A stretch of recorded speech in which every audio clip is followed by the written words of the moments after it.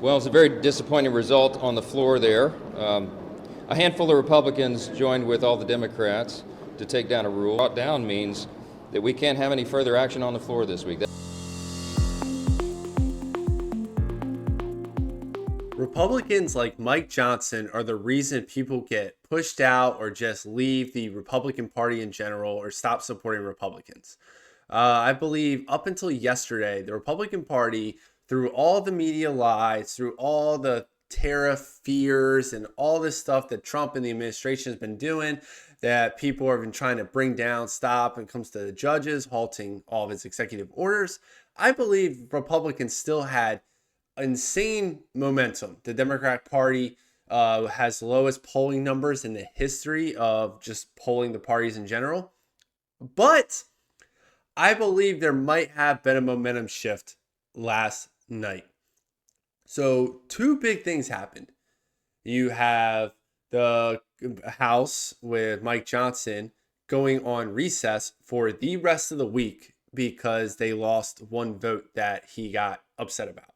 And then you also have Cory Booker speaking for 25 hours straight, which to us conservatives, we're just like, whatever. He's just, buying votes. But to Democrats, they're now like pushing him to be the leader of their party. This was like a big thing for them. And I don't think this is something as us conservatives we should be overlooking.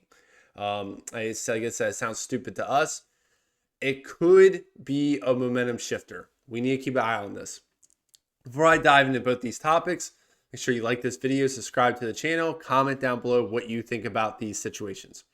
So, start off. NBC News. GOP lawmakers sink House Speaker Johnson's effort to block remote voting push for new parents. So what happened was there was a bill brought to the House where new parents can vote by proxy up to 12 weeks. Men and women. It's not just for women. A lot of Republicans are against this. Every Democrat was for it, including 9 Republicans voting for it too. So after this bill went through, it was passed, Mike Johnson decided that the House was not going to vote on any other bills they had planned on voting on this week and decide that he's like, oh, it's Tuesday. We're just going to take off the rest of the week. Your tax dollars at work.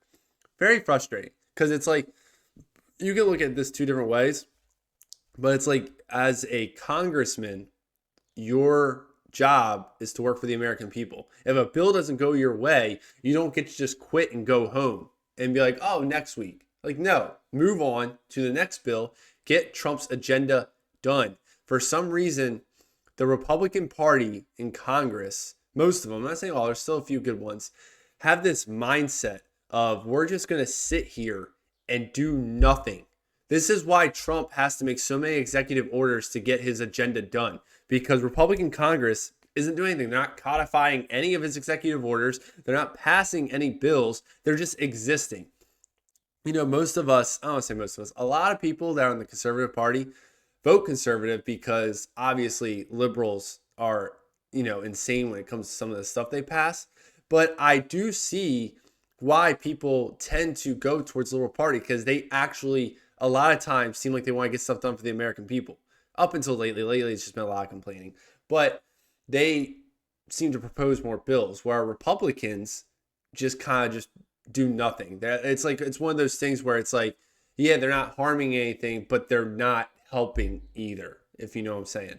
Trump has revived this and Trump has been getting stuff done, but his Congress, unfortunately, is not helping him. Now, like I said a second ago, there's two ways you can look at this whole vote by proxy when you just had a kid. One is that a lot of conservatives who are against this bill have been saying, oh, this is a job you shouldn't have signed up for then. This is, you need to be available at all times, which by proxy, you'd still technically be available. You just have like an intern voting for you, I think. But yeah, it's one of those things where I see their logic there. Like when Pete Buttigieg took his paternity leave, right when the whole East Palestine, Ohio train derailment was happening, people were up in arms and he still just kind of stayed home. So I see their logic. And I could see the argument where they're saying, because the bill is for men and women, I could see their argument where, oh, well, men can still show up to work, but women could stay home. I could see that argument too.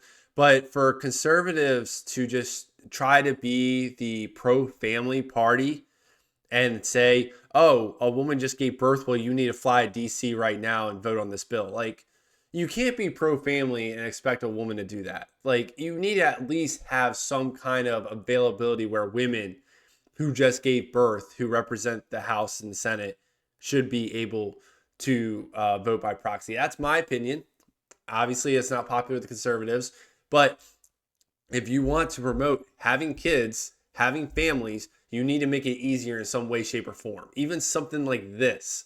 Like, you just can't just be like, oh, no, we can't do that. Nope, sorry. So this is Speaker Mike Johnson basically talking about why we can't vote anymore this week. Come back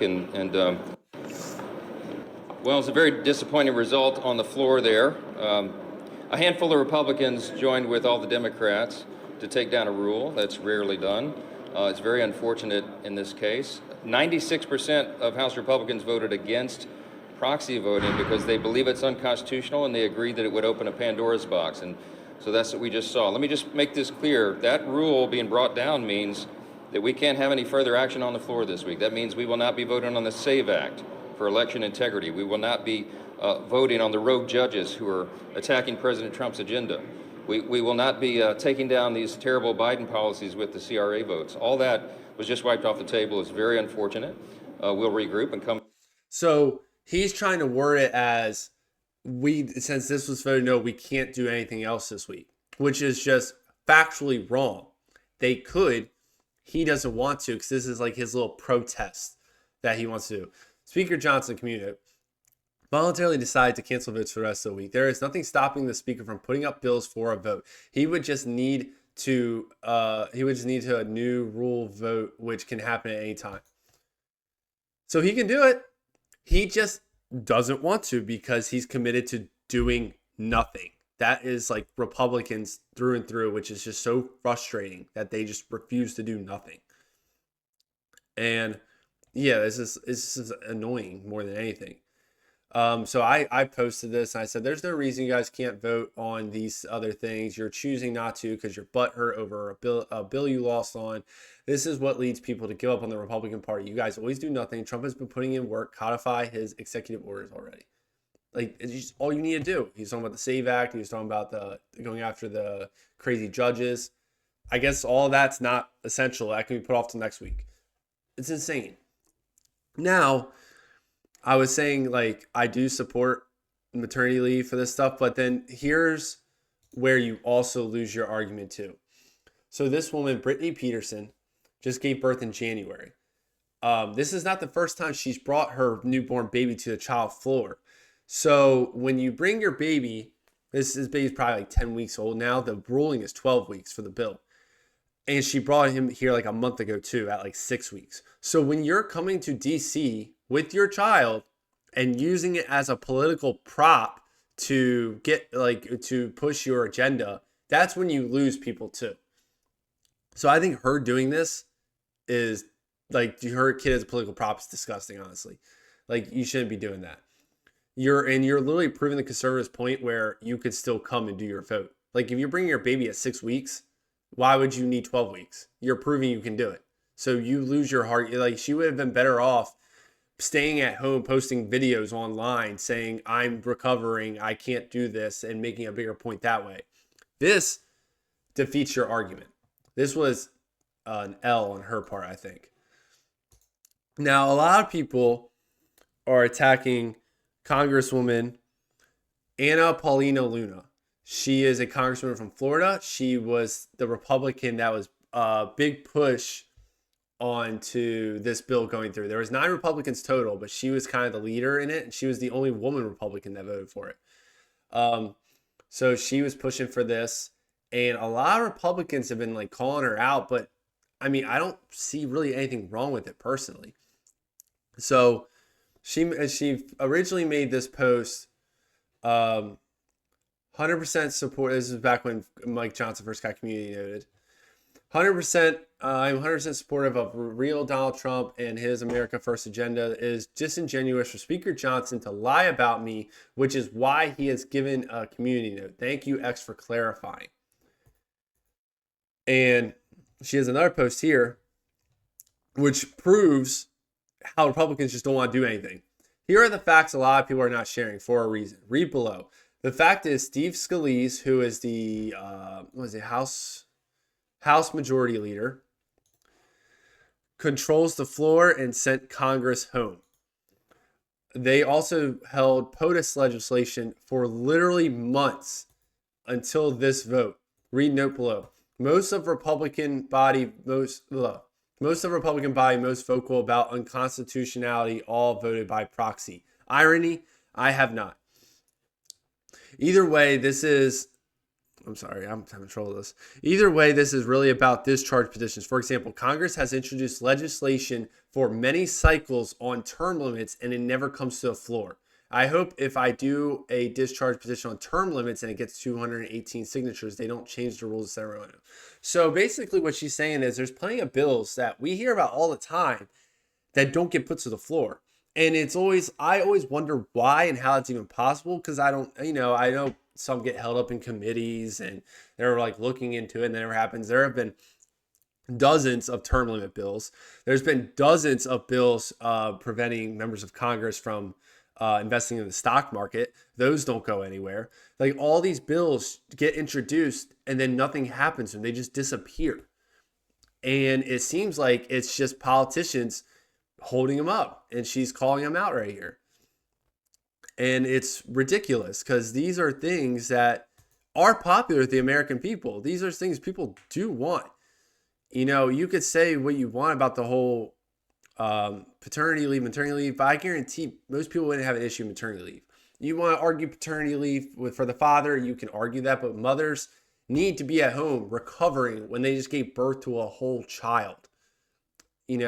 Republicans are losing the argument there. C.J. Pearson, pretty known conservative, he says the attacks against Anna Paulina, a tried and true conservative warrior, are disgusting. God bless Anna Paulina for standing up for the American families and debunking the radical feminist narrative that a woman has to choose between her career and her family. So that's a big thing feminists like to say, is that you either have your career or you have to be a stay-at-home mom. You can't do both. That's their argument. And she's trying to show, you can if you want. And conservatives are like, no, you can't. So, and then this would have been a good way where conservatives could have been like, yes, we're pro-family. Stay home with your child. They could have done this, and they chose not to. And you have people like Nick Sawyer, if you don't want to come to work, resign. No, you obviously want Americans to be lazy and do their correctional work at home. So because C.J. Pearson thinks moms who just gave birth should be able to vote by proxy, that means that they should just be lazy. Like, it's crazy. And what's even crazier too, on top of all this, that's so hypocritical, is that almost all these politicians voted by proxy during COVID when they didn't have to. They chose to. So during COVID, May 15th, 2020, there was a vote to do by proxy, 217 to 189. Mostly Democrats were in the favor, mostly Republicans opposed. So 189 Republicans supposedly were opposed to voting by proxy, but yet most of them still did. So by mid-December 2021, roughly 80% of House members, approximately 343 out of 435, have voted by proxy at least once. 343, only 217 voted in favor of it. So that means 130 Republicans who were opposed to it still used it. Funny how that works. They want to show on like the front that they're against it, but they have no problem using it when it's there, right? It's crazy. And there's certain people like Thomas Massey, who Republicans were attacking a few weeks ago. He never used it. Kevin McCarthy never used it. I'm still not a fan of his, even though he didn't use it. It's just crazy. This is something that's happened before, and obviously, pandemic's a little different, you know. But even shows right here, the first year in 2020, 175 Democrats used by proxy voting compared to 7 Republicans. So at first, they tried to stay strong with it. By 2022, 112 Republicans had used it at least once, but remained more frequent Democrats, who averaged more proxy votes per user. Specific cases highlight selective use. Some members voted by proxy consistently. 3 Democrats cast every 2022 vote by proxy. See, that's obnoxious right there. Okay. But we're not talking about doing it all the time like these Republicans are trying to act. They're trying to like just kind of blow this out of proportion. You know, they're doing like going to an extreme, which is what Democrats usually do, which is frustrating. Now, all this is happening on the same day Cory Booker spoke for 25 hours straight, which is the longest someone's ever spoken on the House floor. So the previous record was 24-18 by Strom Thurmond. You have all these other here. This was still ongoing. His 4th at the time. He did break the record. And you can see the craziness in his eyes.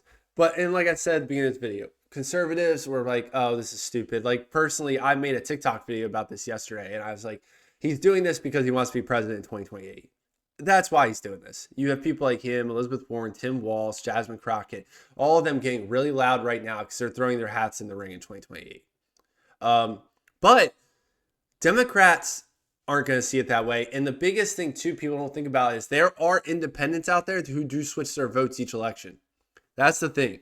And if independents see that, oh, Republicans won't even let newborn mothers vote from home, and they see someone speaking 25 hours straight, they're going to think, oh, he's passionate. Oh, he cares. Like, that's the people that you need to realize here is the image this is giving off. And this is not going to be a good look for Republicans. This is going to shift the momentum, I believe. I believe Democrat Party is going to start getting more support. I think Republicans are going to get less support over this whole situation. Now, it's only 2024 in March or April now. I'm sorry, 2025 in April. Wow. And so there's still a long ways to go. There's different ways it could shift back and forth. It'll be interesting because today his tariffs kick in, which the market hasn't been liking the tariffs. So the market's probably going to go down a little bit on top of this, on top of Speaker Johnson being a child. This is not a good look for the Republican Party. And I'm really hoping this shifts around. I do usually vote Republican. I am conservative. But as of right now, I personally am not afraid to call out the Republican Party. I do think they need to be called out more by their own people like me, like people like CJ Pearson. Like other people need to call this stuff out. You can't just blindly follow one party in everything they view. That's exactly what the Democrats do. They blindly follow each other, everything at all times. You can't do that. You have to stand up when you don't agree with something. Like I said with the proxy voting. Almost every conservative voted against it during COVID, but yet more than half of them used it. Like, come on. That's pretty much it for this video. Let me know in the comments what you guys think about this whole situation. If you think stay-at-home moms should be allowed to vote by proxy for a little bit as they recover from birthing a whole child. Let me know what you think about the Cory Booker thing. Just leave a comment below, like, subscribe, and I will see you next time.